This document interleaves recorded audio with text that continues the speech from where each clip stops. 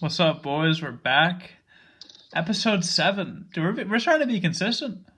This is kind Yeah, of unbelievable. Yeah, I mean, we're just gonna kind of get straight into it. There's gonna be no monologue. It's just kind of boring at this stage. So we got some contract news in the NFL. So we got indeed. some news on Ezekiel Elliott. We'll touch on him first because we've been kind of monitoring that situation on this podcast. So the news is that Jason Garrett fully expects Zeke to show up for training camp. I think the Cowboys training camp is actually today as we're recording. I mean, we're recording on very early Thursday morning, but I think it's we'll get the news if he actually shows up in the morning. Yeah, I think if he was planning on not showing up, that would have been reported by now. I don't know, though. Maybe they'll have to change Yeah, unless Jason Garrett is just a dumbass, which I really don't put it past a guy like Jason Garrett. So That's true. I'm not sure he knows what he's doing, what he's saying. I mean, he's a good clapper. He's really good at clapping on the sideline. Yeah, So there's yeah. that. But yeah, so my whole thing, I think we've touched on this enough. Basically, I'm like Zeke is important to the Cowboys, not as important as Prescott and Cooper. Yep. So I would just kind of set aside money to get those deals done, and if you can get Zeke on a good, a good value for you, then definitely try to re-sign him. But I just think it's kind of concerning that he's already asking for it 2 years out. I know that he's a running back, but I get, there's a difference between asking for it and then being like Amari Cooper and being like, all right, I trust you guys to pay me later, than considering holding out 2 years out. You get what I'm saying? Yeah, I get it. So yeah, I mean we'll monitor the situation. Hopefully he shows up to training camp so it's easier for us fantasy players. Yeah, But yeah, and then news on Melvin Gordon. Basically, I'm Melvin pretty Gordon. sure it was he's not showing up. Yeah, they offered him, though. They offered him a contract. Do we know the APV? Don't think so. But there was an offer. No. Okay. There was an offer. Okay. So yeah, I mean, I think I don't really think it helps Melvin Gordon to sit out. I think he loses a lot of money while Le'Veon Bell just kind of left money on the table, so to speak. Yeah. So it's really hard to compare those situations. But I mean, I respect Gordon trying to get paid, especially at that type of position. But I mean, yeah, I just don't really know what he wants. He kind of has to make an attempt at least to try to get a long-term deal, secure his Okay. future. Yeah. I get it. I mean, I wouldn't pay him more than 9 a year. 9? That's kind of my number. Yeah, okay. Just Okay. because he's a really good running back, but he's not in the top, the top tier. So we're doing a draft tonight for fantasy. So we'll talk about that top tier. He's not in that top tier for me. Yeah, I agree. And then the last contract, this hits personal for Kieran. Unique Ngakoue didn't show up. It's okay. It's okay. Yeah, I feel pretty strongly about this one. Okay. Now, so basically, let me break down the situation. Jaguars. Oh offered, yeah. You just go for it. Yeah, quote short-term deal Uh-huh. of $19 million per year, which would make him the fourth highest paid defensive end, Yep. and $50 million over the first 2 years. Now, I saw some Jags fans. They were kind of upset. They're like, "Wait, I thought the Jags were lowballing him. This seems like a pretty decent offer. Why isn't he accepting it?" And there's two main reasons.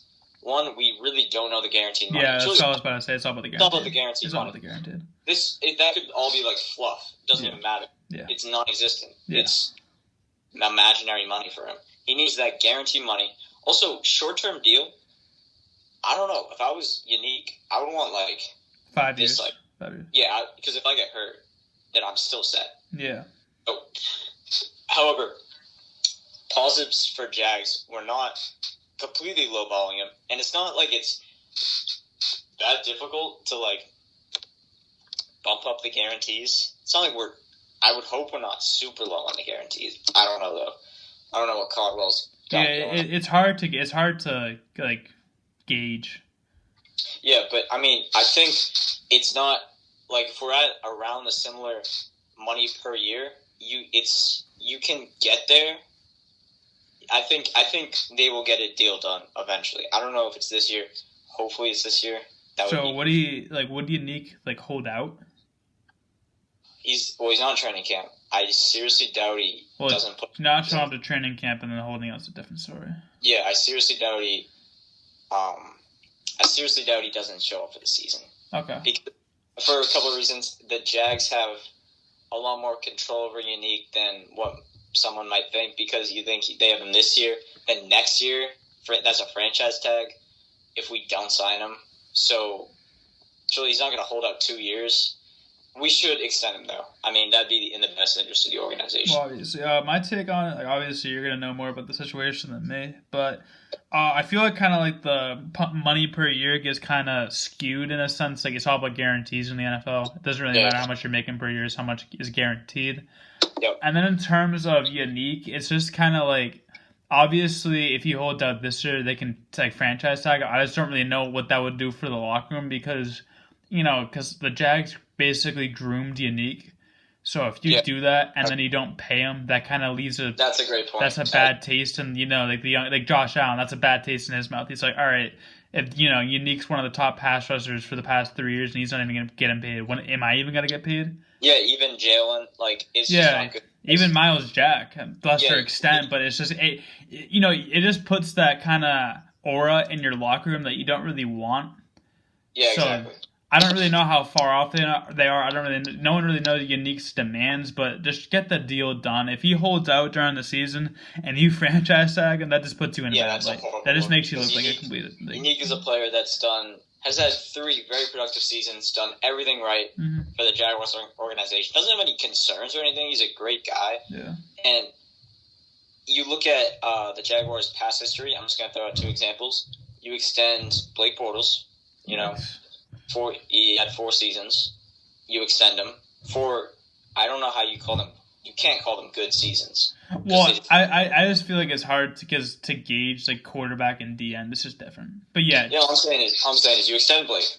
Another example, you have Brandon Linder, who, although he's a really good center, I feel like he's highly underrated. He's not like on the level of like Kelsey, You know what I'm saying?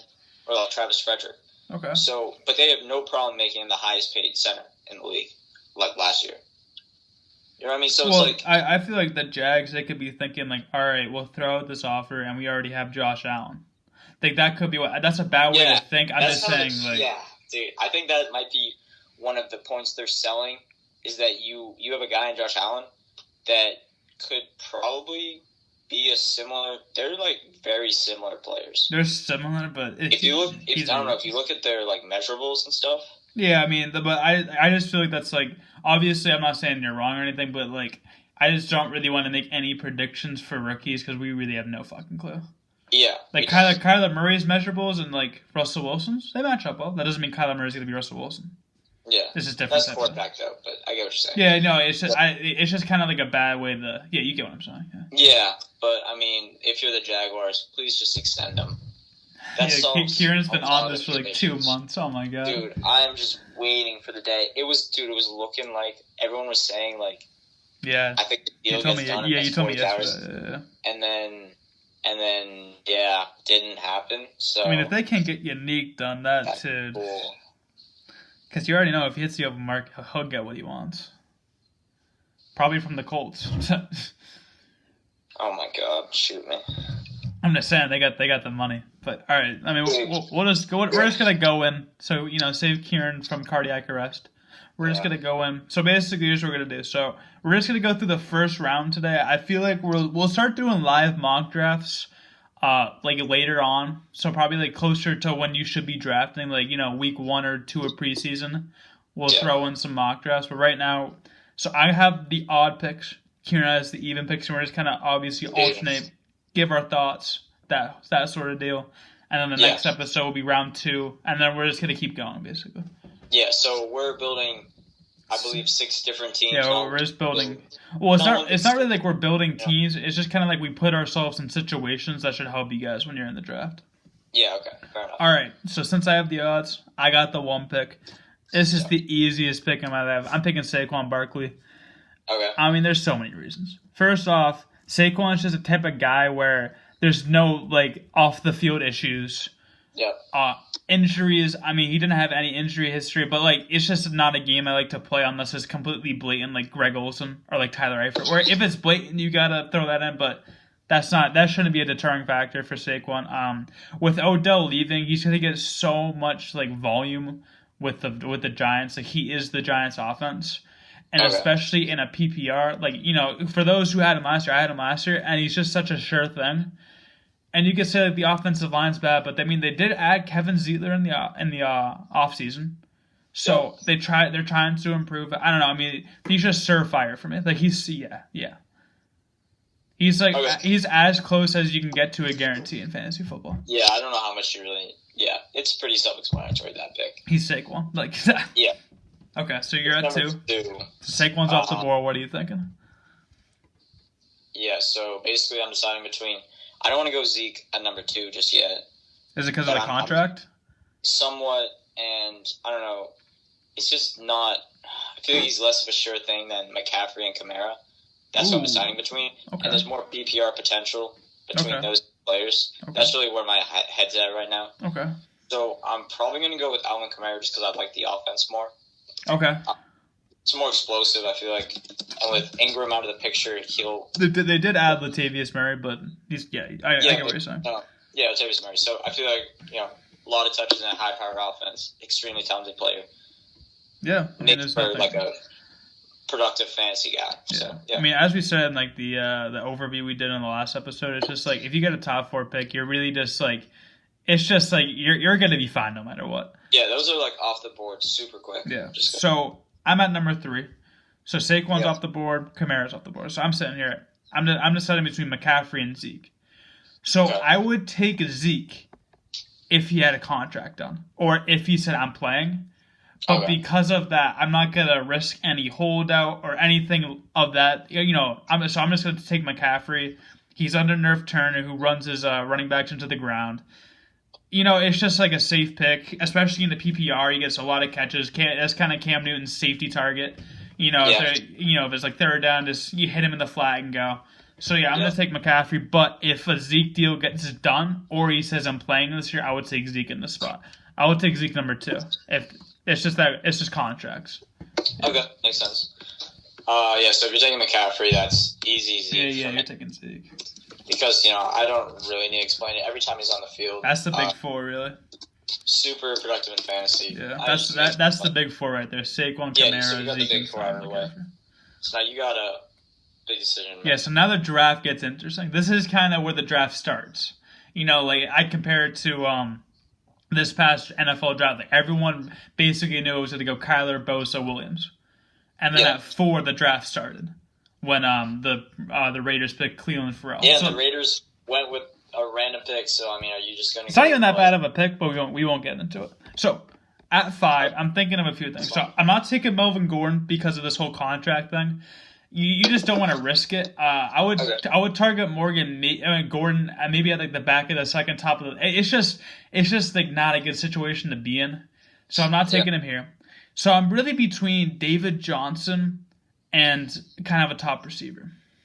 Yeah. So when you weigh the two options, we have a few things to consider. First off, if you like, what's the difference? What's like the difference between taking Hopkins here than the guy you get on the turn? And what I mean by the turn is your second round pick. So if I'm sitting here at 5, right, just doing some quick math in my head, I'll probably get like pick 19 or something, somewhere around there. I don't fucking know, but somewhere around there where you can get a guy like an AJ Green type of player that's a little bit of a reach, but you can get a top receiver like a Juju Smith-Schuster. So, you could get both. You could go 2 receivers. So I'm just trying to weigh the option. I'm not taking Gordon, and I'm not going to reach a guy. I'm not going to reach on a guy like James Conner or Dalvin Cook this fucking high. That's ridiculous. Yeah, I mean, when we're this high, I'm not too caught up on positions. It's more just like there's kind of like it's kind of blurry on it. So for me, I'm going to take David Johnson here. Now, I feel like if I was in a different type of league, so I don't really like David Johnson. He's just kind of a hard player for me to root for. So taking like rooting factors out of it, I would take David Johnson. And basically, here's why. So first off, he's kind of had 2 down years, so I think it's kind of pointing towards him having like one last great year, right? He's under a revamped offense with Kingsbury coming in the fold. We have Kyler Murray obviously getting into the offense, and I feel like that helps David Johnson more of an air raid, so his PPR value goes up. And also, I think I'm just kind of thinking about like towards like the end of the draft, right? So I feel like the difference between David Johnson and like a Dalvin Cook is wider than DeAndre Hopkins and Juju Smith-Schuster. If that makes sense. Okay. So that's why I'm going with David Johnson. I don't know. I just feel like you kind of really need a running back because if you don't pick a running back here, Dalvin Cook's on a sure thing, Mix is on a sure thing, and if you go dual receiver, then as we talked about in the overview, you're targeting guys like Kerryon Johnson or you're targeting guys like Derrick Henry as your, it's just it's a risky game to play. It's a risky game. Yeah. Okay. All right. Yeah. So with the next pick. So yeah, 5 running backs off the board. Yeah, you're at 6. I mean, yeah. If we're being, I don't want to pick this guy. I think I have to. Yeah, I think you have to too. I'm gonna go with DeAndre Hopkins. Yeah, you gotta pick Hopkins. Because I mean, when you look at the players he's around, Melvin Gordon, there's still a question mark there. I don't want to pick him this high. Yeah, his contract is not. It's just too much of a risk for a first round pick. Especially when I have Hopkins sitting right there. Mm-hmm. Maybe on Bell, I like him. Oh, I forgot about Bell. Yeah, Bell's a good pick. I'm high on Bell. Yeah, I'd rather have Hopkins though. Yeah. It's more like a sure thing. I get what you're saying. Like Bell could be better.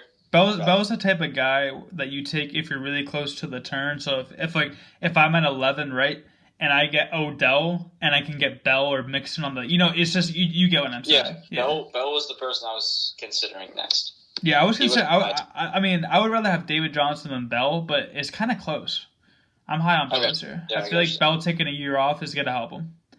Yeah, probably will. All right, so I'm at 7 here. So just kind of thinking about it, top 5 running backs are off the board, and Hopkins is off the board. Yeah. So I'm sitting here at 7. I'm thinking like, all right, if I'm picking running back, Melvin Gordon's not an option because it was a contract. James Conner, I don't like James Conner this year. I think I mentioned it in the last episode because I just think he's too touchdown dependent to take at the 7. And then, as we talked about with Le'Veon Bell, I feel like there's a chance that Le'Veon Bell can get to me on the turn. There's a chance. So I'm gonna go Julio Jones. Only other guys I was considering were Devontae Adams and Odell. And I feel like with Devontae Adams, right? Yeah. He's really dependent on Aaron Rodgers being healthy, and that's not something I can bet on. And then while I love Odell as a player, and I think he's a great talent, it's just Julio is such a sure thing, where Odell, he's either gonna boom or he's gonna semi-bust in the sense that, there's a lot of mouths to feed on that Browns offense. Obviously, you got to give Landry his targets and Njoku his targets, Chubb his carries, stuff like that. So that's why I kind of go Julio there. All right, so you're going to Julio. Just more of a sure thing than Odell this year. Yeah, so if I'm sitting at 8 and those players are off the board, I think I got to go with Le'Veon Bell here. Okay. And, I'm pretty happy with the pick. I mean, Le'Veon Bell, huge potential in a PPR. Offense on the Jets. You got Adam Gase. I don't know. I mean, I think he's okay. I think Adam Gase is an underrated coach. I mean, he got the Dolphins to the playoffs when he had a competent quarterback. That's true. People forget. And they signed Le'Veon Bell to a lot of money for a reason. So I mean, Bell's a good pick here, especially if you want to get a running back. Yeah, makes sense here to go with Lev Bell. All right, so I'm at 9, obviously. Yeah. So I'm targeting 2 guys. I'm targeting Devontae Adams or Odell. It's pretty simple for me. Yep. The only other guy I'm really thinking about is Tyreek Hill.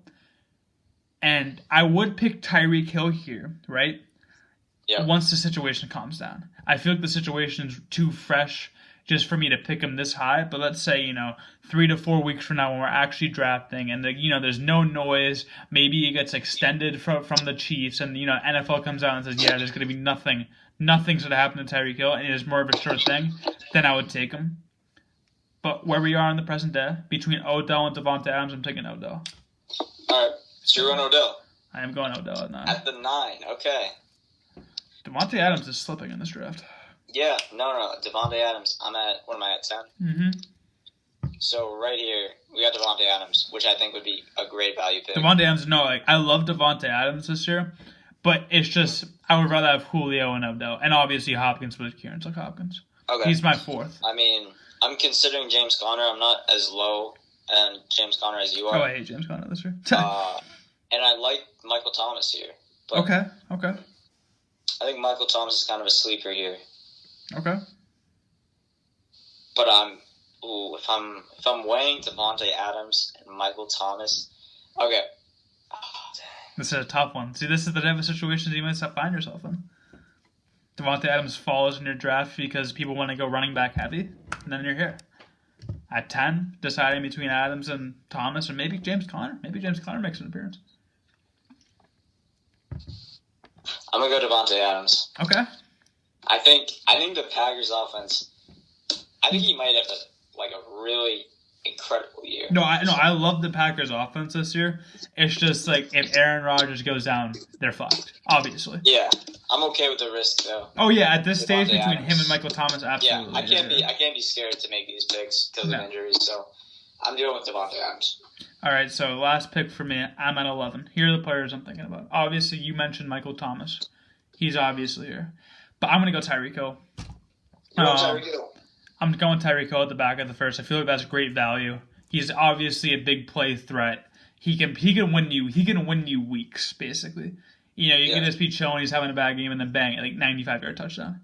So he's that type of player. He's in such an offense that I want to be a part of as a fantasy player. I'm going to target guys like Mecole Hardman, later in the draft. Maybe even Damian Williams in the second, just because you want to be a part of that Chiefs offense. So I feel like it's a good pick. I mean, Tyreek Hill at 11, that's great value. That's great value. All right, man. Yeah, sure. All right, so you're just rounding this first round off. Who you taking there? In the last of the first round, I got to go Michael Thomas. Okay. I'm surprised he fell to this point. Okay. I really like Michael Thomas, number one receiver in the Saints offense.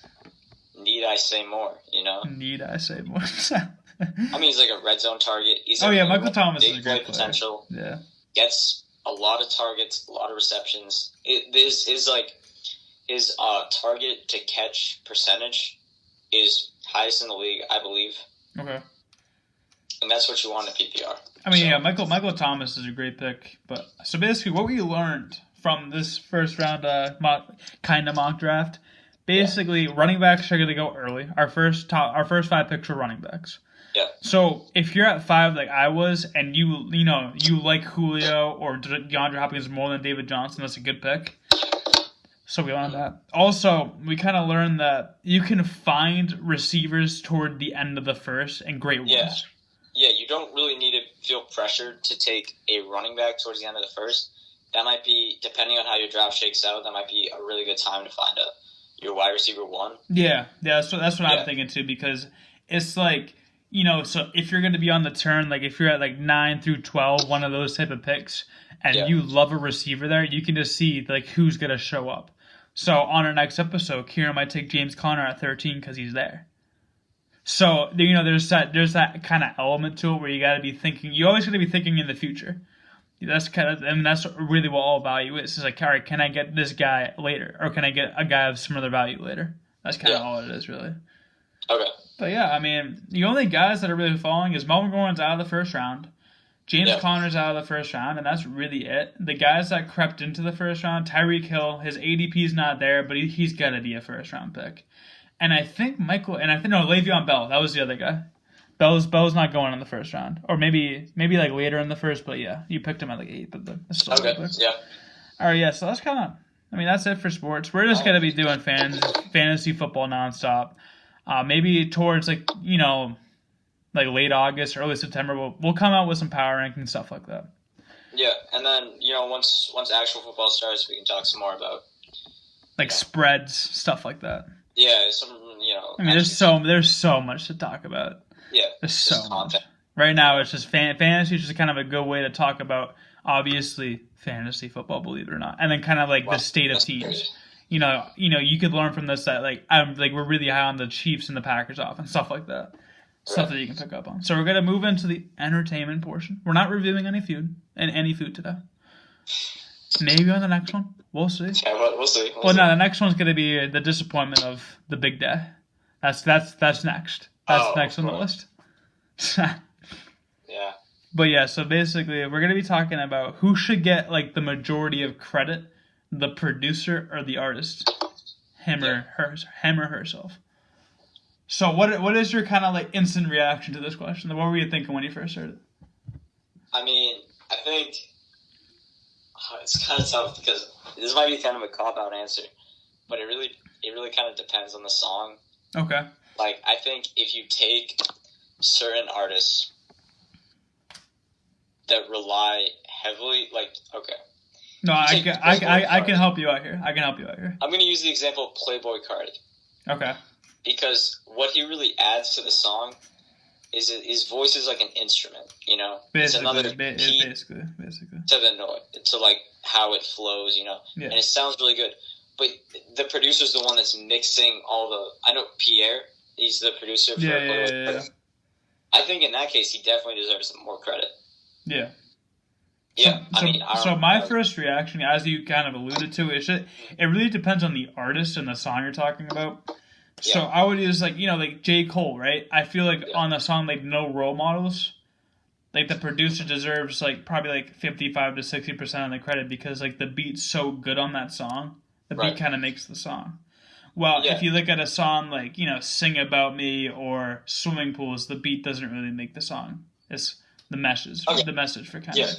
To build off that, I think what it really comes down to is if the artist is involved in the beat creation and involved in that process. That's true. Then I think the artist deserves the credit because I was watching. There's a Genius series. I forget what it's called, but it's basically they interview producers, right? Yeah. They show like how they built the beat. So there was one for the No Role Models one, and he made like the bass, the backbone of the beat, but he was like with Cole, and it was Cole's idea to like add the birds, for example. Yeah. So like that back and forth, I think Cole definitely deserves credit for that song. But if it's like you just send a beat and then you like do a quick freestyle over it, the producer for sure. Yeah, this one I feel like it's kind of an interesting debate to have because I feel like the producers don't really get like the amount of respect they deserve.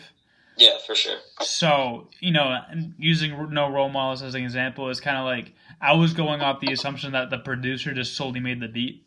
Yeah. So if J. Cole helped it out, then obviously J. Cole deserves the majority of the credit. Yeah. But, just other songs that I'm thinking about, where realistically, like, the beat just carries the song.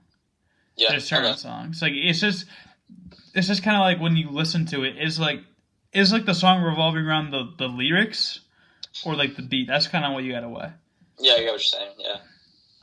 Yeah, I mean, there's certain, like, Drake songs, I feel like the beat, like, Nice for What, it's just really all the beat. It just kind of depends on the song and the artist. There's more, beats that are that the producer deserves credit for. If it's like, like Lil Uzi, it's the beat. Like those type of artists where they don't really care about their lyrics. Yeah, like Juice WRLD, maybe. I mean, he did his album 3 days freestyling, so he didn't. He wasn't like involved. He wasn't like, wait, can we add like this to the beat? Maybe put it like half speed or something. He wasn't doing that. He went into the studio, freestyled, and then left. And then left. And the album, and then people like chopped it up, smoothed it out. Made it an album. You know what I mean? Yeah. So, and also, I feel like what's underrated. Maybe it's not. Maybe I just haven't, got on the right side of Twitter or whatever. But, like, the beat transitions when you're listening to, like, an album, like, like an album in chronological order, that's underrated. That's underrated. Because, like, I don't know if the artists have a say in that, but the producers do a really good job, going from song to song, and you're not thinking that, oh, it's a new song right now. Unless it's, like, a blatant, unless it's completely blatant, which is fine, obviously. But yeah, I mean, I just feel like producers, they gotta deserve more credit here. Like shit, dude. Like they have such an important role in music, obviously, because it's really the beat and the lyrics, and they it's not like you have to have both for it to be a good song. You just can't have one. It's a lot of work. So hopefully, Chance has a good producer for it. Do we even know the producer? The producer for his album? Yeah. No, we don't even know the track list. Oh my god, dude! Come on, Chance. Chance, just drop the track list, bro. It's okay. I mean, midnight our time tomorrow. So I don't know. That's when it comes out. Yeah, midnight on Thursday. Well, yeah, midnight. All right. I mean, I don't know. We should have like a listening party podcast. Listening party podcast. That's a terrible idea. That's a great idea. Nah, fuck me, dude. I don't know. Maybe so. If we like film a podcast like before the Chance album comes out, obviously we're not going to touch on it. We're just not built that way. Yeah, But yeah, I mean, yeah, like when we're gonna make sure to get that one. Like, dude, I'm like, all right, so let's just talk about this. Like, how excited are you for this Chance album? um, Like, honestly, are you looking forward to I'm it? not like that excited. Okay. I'm really just not. For me, I'm kind of like cautiously excited for it. And what I mean by that is I feel like this is a really good like time for Chance. There's not really much music going on besides that Dreamville album that dropped. So Yeah. it's kind of like a good time. It's a great time to drop an album. That's one thing. Yeah. And the second thing is, he's kind of had he had a weird 2018. He released a few solos, and they didn't really gain as much traction as some of his other projects did. So Yeah. this is kind of a way that he can reinvent himself, basically. Yeah, and I mean he's got way more support, like backing, than he did on any of his other projects. He's basically mainstream now. Yeah, that like a lot of people know who Chance is. Doing songs with like Ed Sheeran and stuff. Yeah, pretty out on the charts. So I mean, I'm definitely gonna listen to it. This is his chance. This is his chance. I see what you did there. Actually, I didn't mean to do that, but I mean, it is. Like this is kind of like Chance's defining moment. Yeah. Like this is it. It's like Acid Rap was good. Coloring Book was more the same. Now, if he could do something better than Acid Rap, dude, there's gonna be so much hype for him. But if he drops the ball, like he kind of gotta go out of people's minds. You gotta like this is kind of it. This is it. Yeah. This is the album for him. Yeah, I'm just worried. He's actually, I'm not gonna say that because I think him possibly experimenting away from that sort of thing could end up being pretty good. Who knows? What do you mean, like the mainstream? I was gonna say like maybe I'm kind of worried that it's been like 3 years, but no, I like when artists take more time on their albums. Yeah, I just don't know. Yeah, I really just have no idea. We'll see what the product says. Yeah. Yeah. All right, so yeah, we'll talk about it when it comes out. So we're gonna go into the miscellaneous, the conceptual topic of the day. So this is kind of a dark topic, but it's a topic that we need to talk about. So basically, do we need to talk about it? Dude, we did. It's a big thing, dude. All right. So we're gonna talk about suicide and basically kind of like the different causes of suicide and what we can do as a society to try to slow it down, basically. Just try to certain prevention tactics, stuff like that. So I'll give my opening thoughts because Kieran doesn't really have any thoughts right now. He'll get there. So here are my thoughts. So I'm just gonna speak from my perspective. I feel like it's kind of disrespectful for me to talk about how women should prevent. I don't know. It's just I'm not really qualified for that type of discussion. But for me, I feel like the main the main reason why men are starting to commit suicide, or it's like the number one cause of death for males, is because it's kind of ingrained in our society that it's not okay for males to show emotion. Okay. So if you can't express your feelings, it's just gonna build up a lot, and right. It might just get to a point where there's nothing else you can really do. So I feel like as a society, we should make it okay that if some guy cries, he's not gonna get bullied for it. Right. I mean, that sounds like an easy answer, but dude, no one. So I go to an all boys school for those that don't know, and no one really shows their emotion. It's kind of robotic in the sense. Yeah. Obviously people show, they celebrate and stuff, but I have no idea what's going on in their personal life. This kid, he was in my Spanish class. It was a normal day. He was pretty normal.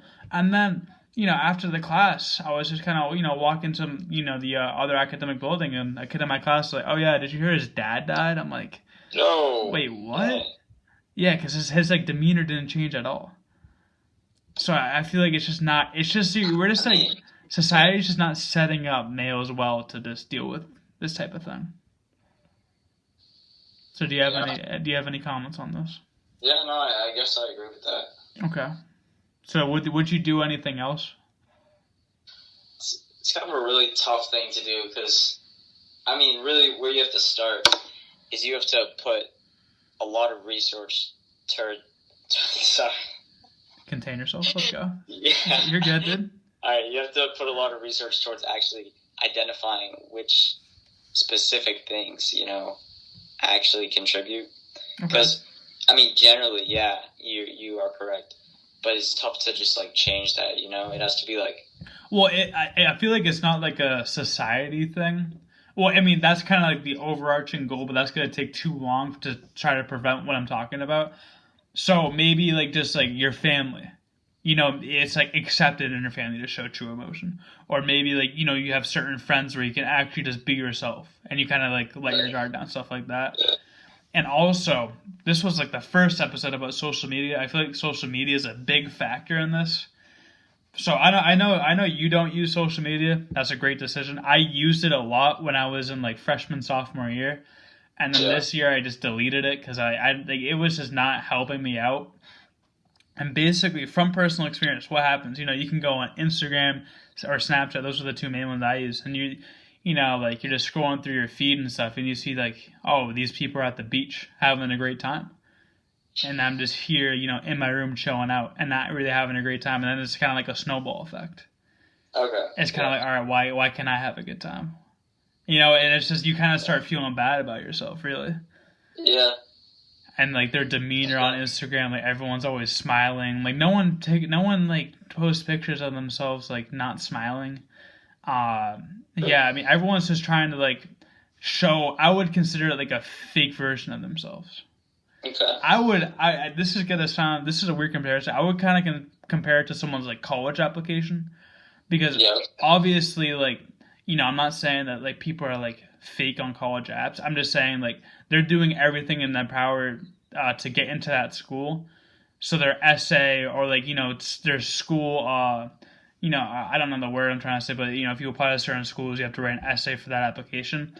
I feel like they're just trying to like write what they would want to read. Yeah, basically. they're trying to like appear as the best version of Yeah, themselves. it's like like oh, we went to Ecuador and built houses and it changed my life forever. I'm not saying that it wouldn't, and I'm not saying that going to Ecuador is a bad thing. It's actually a really good thing to do. I'm just saying like from what I've heard, like that's like a trip that you can go on at my school, and everyone that I talked to that went on is like, yeah, we basically used it as a way to resume build. So I feel like they just used it as a way to make to look better, basically. Yeah.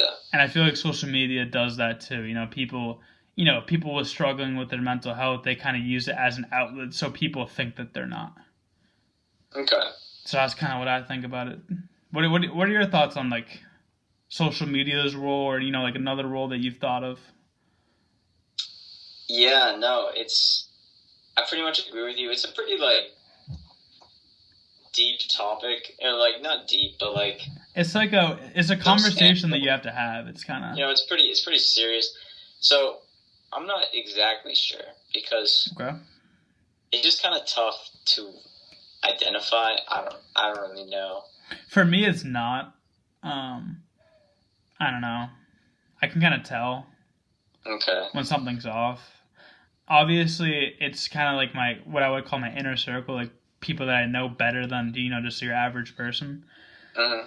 But I feel like it should just be like there should be like mental health classes for like in middle school. I agree with that. Yeah. There should be some sort of class or like just have I don't know. It's a really big problem though. Like it's just like a deep rooted thing. I mean, for so many ways. if anybody's listening to this, you're struggling with some mental health base, all you have to do is just start talking to people, and that will help you. Whether it's someone that you're close to, whether it's your family, or you can even just use like the suicide hotline or whatever. Just kind of talk about it, because if you talk about your feelings, you're gonna feel so much better than if you just kind of leave it in your mind. I've experienced it. Like, just talk about it, whatever it is. Okay. And I mean, it just depends on like the level of like like the level of importance of the information. Like if you're struggling because I don't know, like you broke up with somebody, that's pretty simple, right? It's just kind of like you get what I'm saying. Yeah. It's kind of just like, all right, there's a lot of fish in the sea. That type of conversation. Or if it's kind of like like you're not like straight or something, and you don't know how your parents are gonna react. That's a different level. Right. So basically, yeah, you can go. Yeah, I mean, like, probably if you're in that position, it'd be like a multitude of things. Yeah, I mean, it's like it's not one particular thing. Usually, it's just kind of a build-up. So Just start I don't. talking to people. Yeah, Try to gain like an inner circle if you can, and just don't be afraid to show emotion, because you'll feel a lot better if you do. But yeah, I that's good mean, advice. basically, That's some solid advice. prevention tactics for like, like not like specific to a person is kind of what we can do. Let's make it normal for, for males to show emotion. That's a real problem. It's a terrible problem. But yeah, let's make it normal. Let's not all be robotic. Let's figure that one out. And then let's just kind of like raise awareness to it. Let's just stop like acting like it's not like a real thing. That's another good point. Yeah. Like just have classes on it, or let's talk about why. Like I had a class on it. It was called like relational dynamics, Mm. and basically, it talked about like the certain factors and the certain things you can do. So it was like, all right, if you have these like problems, just like start working out, or if you have a passion, to start pursuing that passion. So kind of like not necessarily take your mind off it, but like enhance your self worth type of thing. Okay. Yeah. So yeah, like just you can just even like I don't know if you're like bike riding, just try to bike ride every day. Like just try to do stuff that makes you happy. Really, I mean it's that simple, but it's not that. It's one of those ones. There's a fine line. Yeah. Yeah, I agree with the whole education aspect of it because in my health class, in like junior health, you talk about it, but like not really. It's like not stuff that's super helpful. Like And we talk surface about level. like addiction for a lot of it. That was like most of the mental health part, and I'm like, I don't really know. Like, I mean, that's like I didn't learn anything, you know? Yeah, it was just kind of like Yeah. they raised awareness to it, that type of Yeah. discussion. So I mean, okay. An example that kind of stuck with me that my relational dynamics teacher told me, it would be like, so you know how like between girls it would be like it's like pretty easy for one girl to another girl to say I love you, but if Okay. it's like a guy's example, it's like, oh, I love you, no homo, stuff like that. And I know it's kind of True. funny in a sense, but that's kind of fucked up. Yeah. That's it's just kind of like, oh, it's just like that's kind of just built into society. So I feel like just try to break those barriers. If you're struggling, to start talking to people or to start doing things that makes you happy. Just don't, stay in your room all day and just kind of like dwell on it. Just talk to somebody, do something about it. Because it's not, it's if you just kind of like lay back and like let life just throw stuff at you, it's only gonna get worse if you don't talk to people, or if you just it's kind of the main one, just talk to people. Yeah, and I mean, I think if this goes for anyone, just try to like build each other up. Not like 'cause you really don't know what the other person You have is no idea what people are going going through. through. Like let's say you go to a restaurant and like the waiter comes over, you really like just don't know them. So like if you're rude or something, why? Yeah, it's kind of like the. So I use the example. It's like, so a lot of my friends don't get like, so I don't honk I've never honked when I've drove, because it's kind of like, so I use the example. So this past like about a month ago, right? I was in Cape Cod. I have a house down at the Cape, and my brother and I drove down. My parents were already there, and like we got there, and my dog was like really sick. So like my mom's really close to my dog, and my brother got it as for his 10th birthday, right? So I'm like, Yeah. okay, I'll be the driver, and I was going like 70 and a 15 basically. So I was like, because I thought it was like life or death type of shit. Like it was not great. So I put it there, and then so then I use that as an example when someone like cuts me off, or when someone's going like 110 and weaving. It's like your instant reaction is, oh yeah, look at this guy. But who knows? Yeah. Who knows what's going on? True. Yeah. I kind of use that, because driving, so people get so mad so quickly, and it's just not that serious. Really odd. No, you could be late, but like, all right, you're 5 minutes late to your job. What's gonna happen, bro? Or you're late to one day of school. It's like, okay, just be on time. That it's just kind of like the level of importance thing. And like your example of the waiter that coming over, it's just like, dude, like if they serve you raw food, obviously say something, but like just keep it under like control. Don't be like, oh, you didn't give me enough ice. Like just shit. Like it's just like, what are you talking about, bro? Yeah. Yeah. But yeah, kind of I want to call it dark conversation, but yeah, more towards the serious side, not like, are we gonna raid Area 51? Yeah.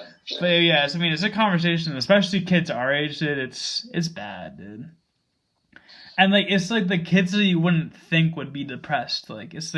it's the kids that it's like it's a lot more common than you think. Even though you could say, oh yeah, I don't know anybody depressed. Yeah, you do, dude. A lot of people are. So it's really common. I think we do, but we don't really.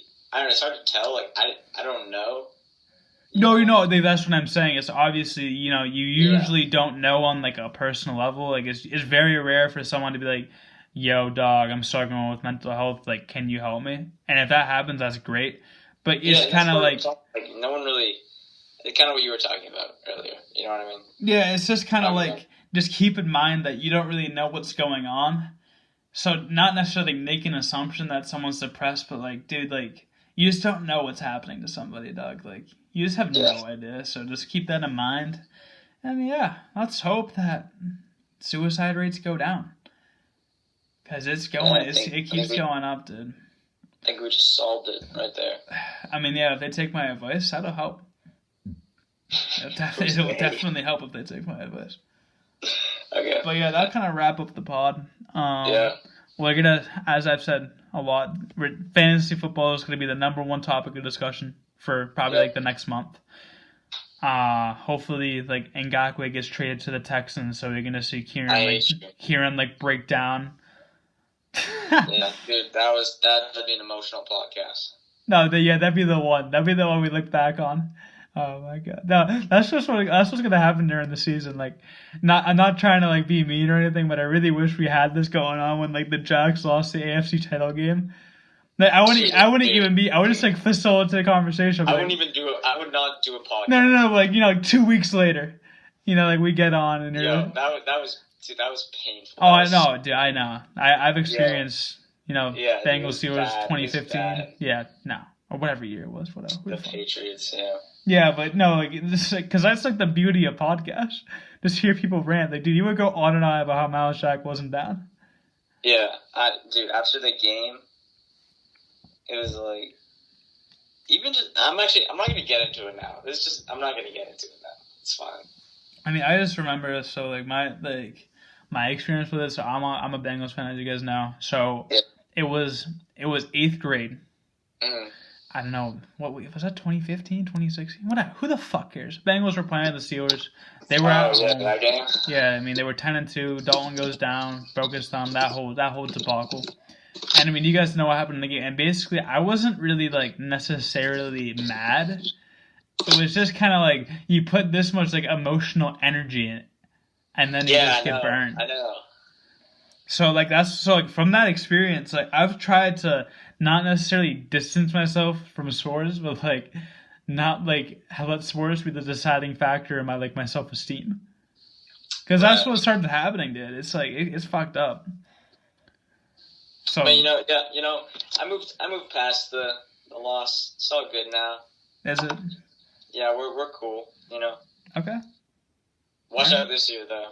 I mean, we'll be back. Yeah, if this podcast goes on like a 2 or 3 year thing, we're eventually gonna make like an optimism podcast. No, optimism montage. It's like watch out this year. Yeah. And instead of like the Jacks are 0-2, it's like it's fine. Yeah, I can't wait till like week 7 when we're like season's dead. Yeah, like if this happens like week 7, they're like you're like 2-4. Unique's holding out. Yeah, Unique hasn't showed up. Ramsey said on Twitter like he's moving to Tennessee. Yeah. Miles Jack is like, yeah. And then it's a really good quarterback class. Yeah. We can figure it out. Yeah, stuff like that. I mean, that's a good way to live, though. Optimism is good. Yeah. But yeah, we're just kind of rambling on here. Basically, fantasy football, Chance album, whatever we're talking about, miscellaneous. That's kind of what's in the near future. Anything you would like to say for the boys back home? Shout out mental illness. Shout out mental illness. Shout out mental illness. All right. How to say stay safe. What? I don't even know, dude. I mean, just catch you guys in the next one.